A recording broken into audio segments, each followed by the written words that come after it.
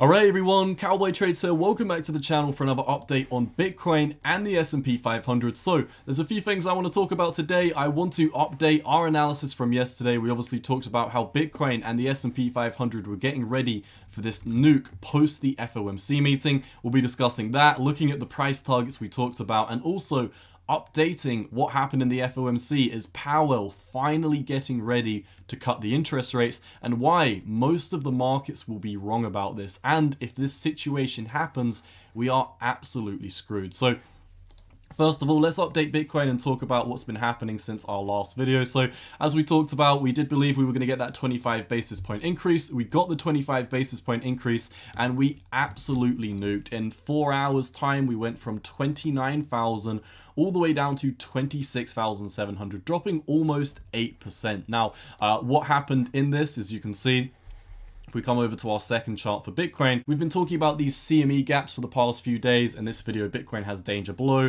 and we also reviewed these price targets in this video here. Bitcoin will nuke post FOMC, and you can see as soon as that FOMC meeting happened, we broke down and filled the CME gap 1 at 26,950 that we have been talking about on the channel. So we can now remove this CME gap as it has been filled. There's now really two CME gaps that you might want to keep your eyes on. Number one, we have a bullish CME gap literally just above us right now at 29,130. I did talk about the possibility of us potentially filling this before we do get ready to roll back over to the downside. So, you know, once again, this is still a possibility. Don't be too shocked if we fill 29,200 before coming back down. Bitcoin always loves to fill these CME gaps, so it is always a possibility. But to the downside, we do have a hefty CME gap to fill all the way down here at 20,300. You can see we had a CME gap here at 19,900 while we were beginning this huge rally to the upside.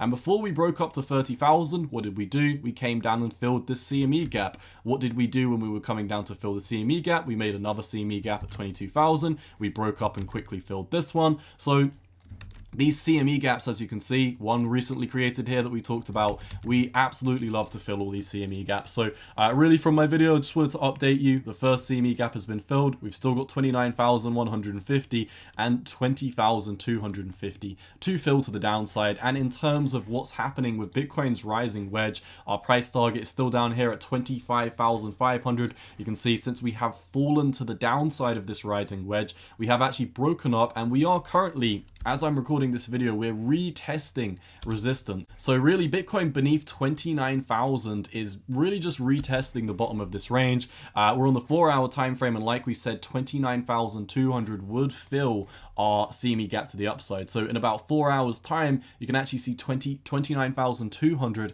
is coming into contact with the CME gap. So I wouldn't be surprised if we fill the CME gap and then start coming down to fill the rest of our price targets. Once again, if you want all of my price targets and a little bit more in-depth Bitcoin analysis, then check out my BTC videos for the past few days. Really, just wanted to update you on this pattern that we are breaking to the downside of right now. We are obviously bouncing back at this moment in time. The S&P 500 is bouncing back. This is really why we're seeing a bounce in Bitcoin, although I don't think this rally is going to exceed the 29,200 CME gap. Now, here's why. If we come over to the S&P 500, you can see the S&P 500 is having a bounce back since this major nuke from the FOMC meeting. In yesterday's stock market video, when we talked about the markets are about to nuke, if you didn't know, I create S&P 500 videos. These normally have blue thumbnails at the top. My Bitcoin analysis videos have orange thumbnails at the top because I do provide both S&P 500 and Bitcoin analysis. And in the S&P 500 video, we were targeting this 786 Fibonacci, which is also the top of this bear flag. 4,030 was our price target. We pushed up to 4,040, had a failed move equals a fast move in the opposite direction, and absolutely nuked down. We have had a slight buyback since then, but on the 4-hour time frame, as I'm recording for the S&P 500, you can see we've got this huge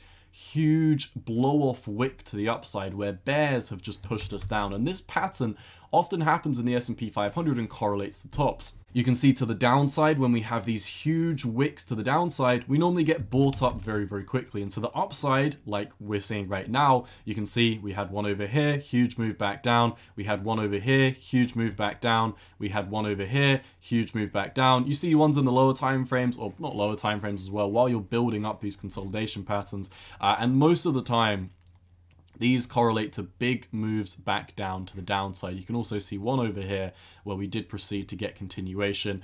We had one over here as well, which was a reversal, so this doesn't work every single time, but most of the time when you see these blow-off wicks to the upside, it is a signal that the S&P 500 is about to roll over. It looks like we're about to potentially lose this 618 fib and start breaking down to the price targets that we talked about in yesterday's video. The first one really being down here at 3,665. So the S&P 500 looks like it's soon to roll over. Bitcoin doesn't look like it's going to be able to continue the rally above 29,200.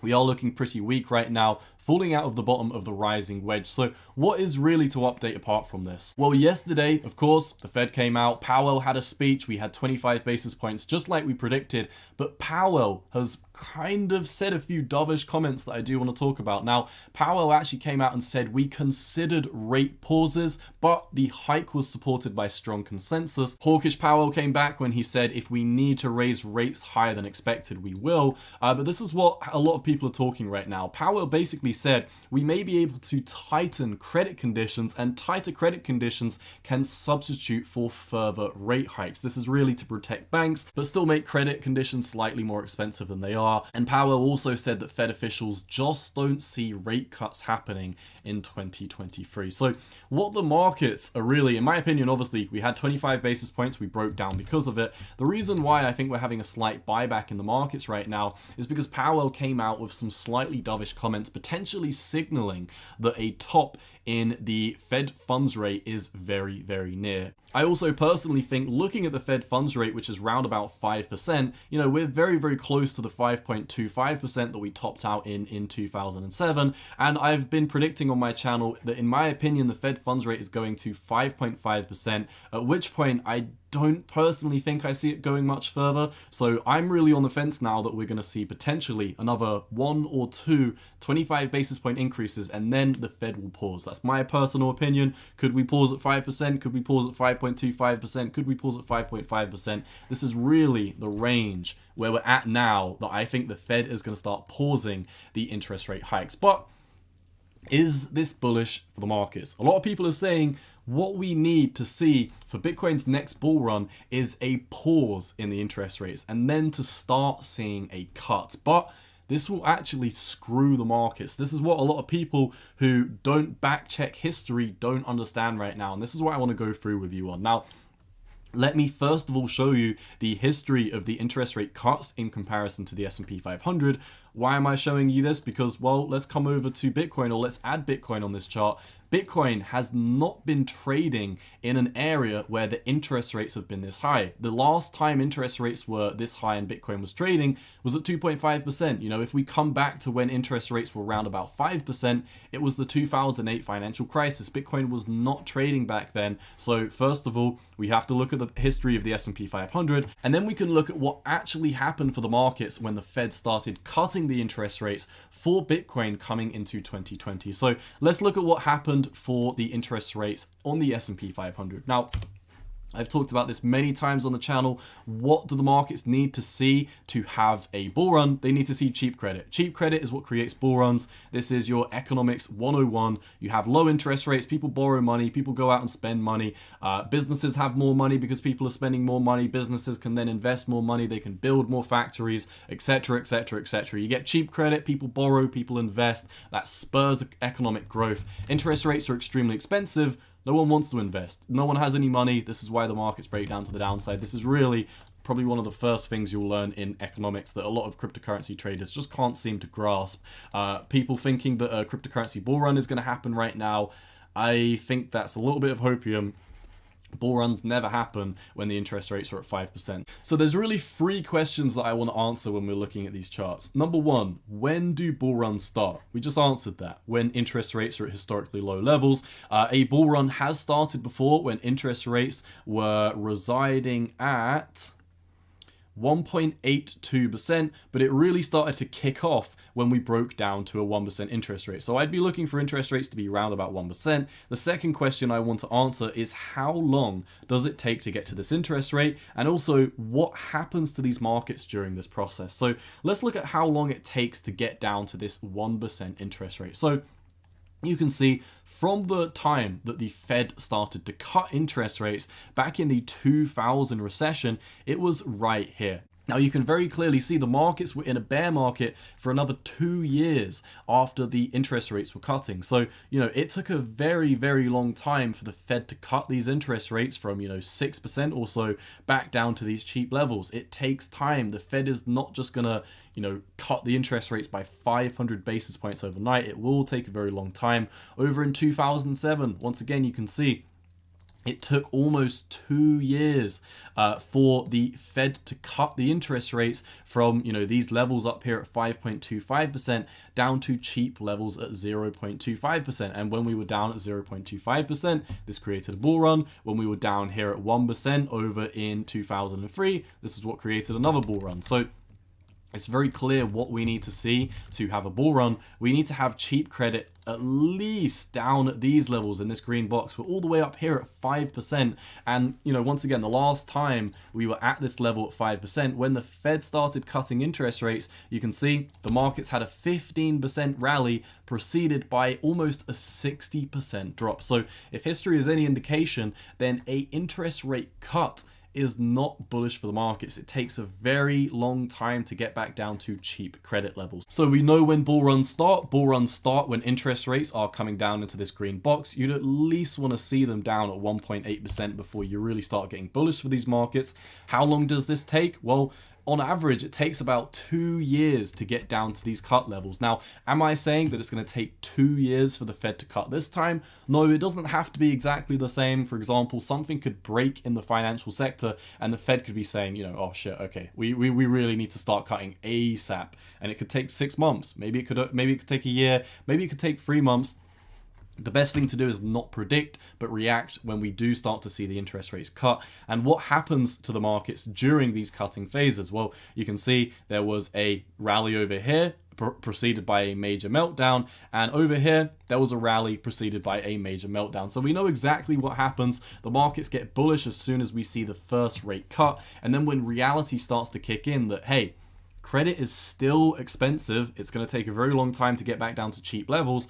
And the only thing that we had to hope for a bullish rally was that the Fed were going to pivot. Now the Fed have pivoted. There's nothing left to be bullish of apart from to wait for cheap credit levels to come down. And now there's really nothing that the bulls have to hold on to. The Fed have already pivoted. That bullish hopium has now gone. The Fed are pivoting, but interest rates are still high. So it takes a long time to get back down to these cheap credit levels. And everyone is talking about, as soon as the Fed pivots, Bitcoin will go on a massive, massive rally. Well, Bitcoin wasn't trading back in 2008. We can imagine that it will follow the greater markets like it normally does, but what is the only history that we have where Bitcoin was around when the Fed were cutting the interest rates? Well, it was right over here. We saw very expensive, well, I say very expensive, they're nothing compared to what we've got up at 5%. In fact, the interest rates are double as expensive as they were back in 2019. But what happened? In 2019, Fed started cutting credit levels from 2.5%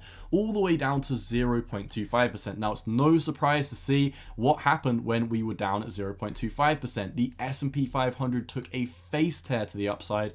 Bitcoin took a face tear to the upside. But what happened during that time? Well, you can see it was right here on the 10th of June 2019. The Fed started cutting their interest rates from 2.51%. It then took about 260 days to get down to cheap levels of credit. During this time, the S&P 500 broke to the downside. During this time, Bitcoin broke to the downside. But what do I really want to point out here? What happened as soon as the interest rates cut? Well, once again, as you can imagine, markets get very, very bullish about this.